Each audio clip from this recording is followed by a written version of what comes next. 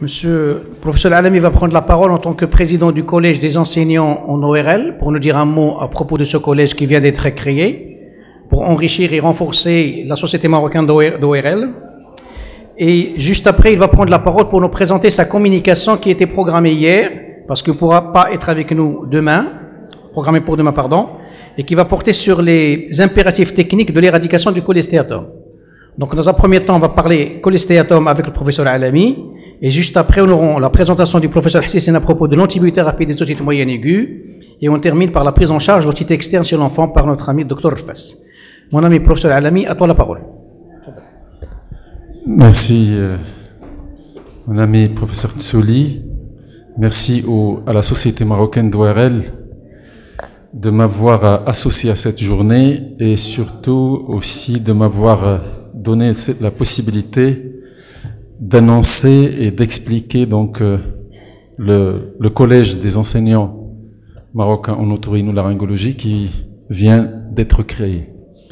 Rapidement, la première tentative de la formation du collège date de 2012, donc lors du congrès de la Société marocaine d'ORL, s'il vous plaît.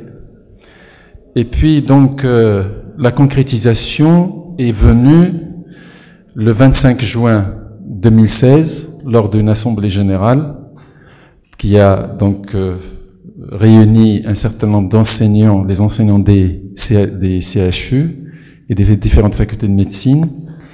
Et le bureau qui a été constitué est le suivant. Donc, comme vice-président, professeur Ben Ariba, secrétaire général, monsieur Raji, secrétaire général adjoint, professeur Mahtar, la trésorière, madame Sqalli, le trésorier adjoint, professeur Ammar, et l'assesseur, professeur Ghailen, et Abdou Rabbeh, président. À chercher, devinette. Donc, le collège, je le dis tout de suite, n'a pas l'intention de se substituer à notre société mère, qui est la Société marocaine d'ORL, à l'inverse de ce que pourrait penser un certain nombre de personnes. Le collège est venu renforcer la Société marocaine d'ORL puisque les membres du collège sont tous membres de la Société marocaine d'ORL et travailleront au sein de la Société marocaine d'ORL pour l'évolution, pour le progrès de la Société marocaine d'ORL. Alors, l'essentiel, pourquoi la création, c'est pour des objectifs qui sont précis, parce que les CHU ont des problèmes ou ont des orientations qui demandent à débattre des problèmes communs et être un interlocuteur par rapport vis-à-vis des instances et tout particulièrement les ministères de tutelle. Donc ça. Et puis un des objectifs aussi, c'est et ça c'est la raison d'être justement à ce moment précis, c'est dans le cadre de la réforme des études médicales, ce qu'on appelle la REMPO, des études médicales et pharmaceutiques et odontologiques, il y a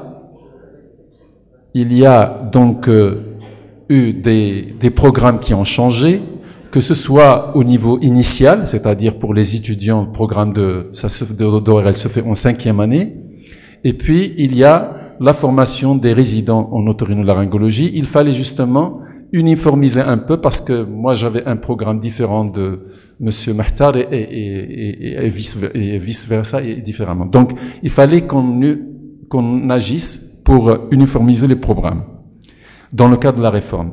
Puis ensuite, dans le cadre général, de contribuer à faire respecter cette discipline autant que la société marocaine et au sein de la Société marocaine d'ORL et soutenir toutes les initiatives visant à étendre l'intérêt vis-à-vis de la spécialité et de son rayonnement. Je lis parce que c'est ce qui existe sur le règlement intérieur, donc je voudrais insister et dire les choses comme elles sont écrites sur le programme. Donc, un des objectifs aussi, c'est l'organisation des réunions scientifiques et la production de supports pédagogiques.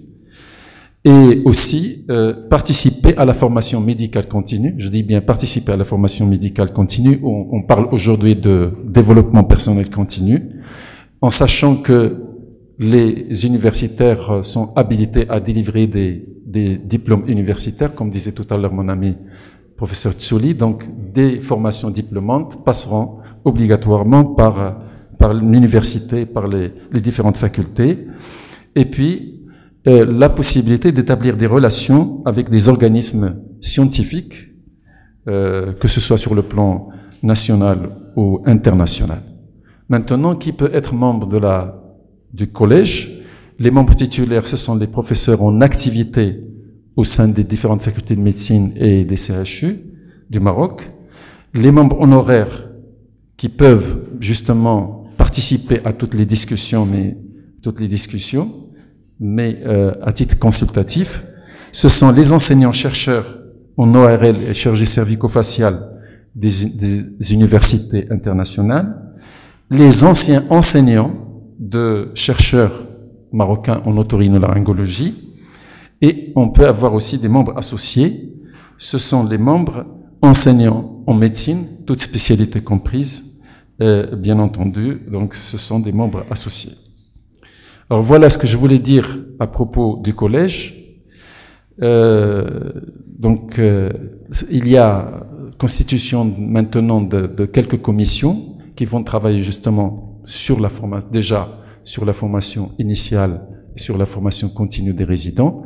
Bien entendu, nous ferons part à la société marocaine et au bureau de la société marocaine de tous nos travaux et de l'évolution des choses, parce que la société marocaine d'ORL étant l'interlocuteur vis-à-vis donc sur le plan national et vis-à-vis des discussions avec les décideurs, et comme on va aussi participer dans tous les programmes qui ont été présentés par Monsieur le Président, c'est Moustapha Tsouli, pour le développement de notre spécialité. Voilà ce que j'avais à dire par rapport au collège des enseignants en ORL. Merci. Je voudrais, et j'en suis vraiment désolé, mes obligations obligent, parce qu'il était question que je présente ma communication dans la logique, c'est-à-dire avec le package Cholestéaton. Malheureusement, je dois quitter tôt le matin pour d'autres réunions, et j'en suis navré auprès de Monsieur le Président, des membres de la société et de l'amicale de Tétouan d'avoir bousculé le programme, mais j'en suis vraiment désolé.